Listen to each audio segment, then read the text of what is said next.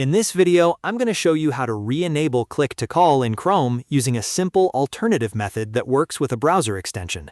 This is a quick and practical fix if clicking phone numbers isn't working the way you want, or if you just want an easier way to make calls directly from your browser. If this tutorial helps, make sure to hit the like button, subscribe to the channel, and turn on notifications so you don't miss any future tech tips. Alright, let's jump in. First, open Google Chrome on your computer. Once Chrome is open, look to the top right corner of the browser and click the three dots menu. This is where Chrome keeps most of its settings and tools. After you click the three dots, hover over Extensions in the menu. Then click Visit Chrome Web Store.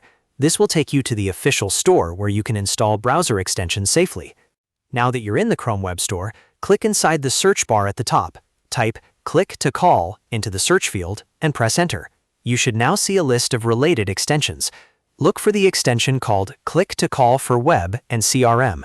Make sure you choose the correct one so you get the right feature and avoid installing the wrong add-on.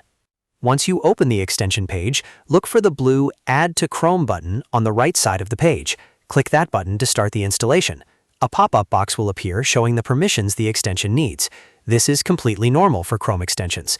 Review the permissions and then click Add Extension to confirm. After that, the extension will automatically download and install in your browser.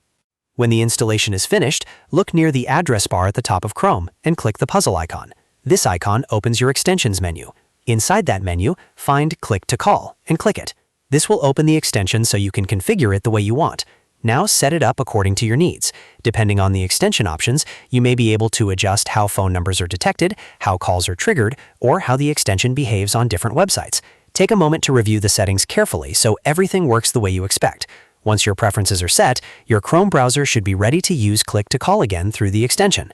And that's it. You've now re-enabled Click to Call in Chrome using an easy alternative method.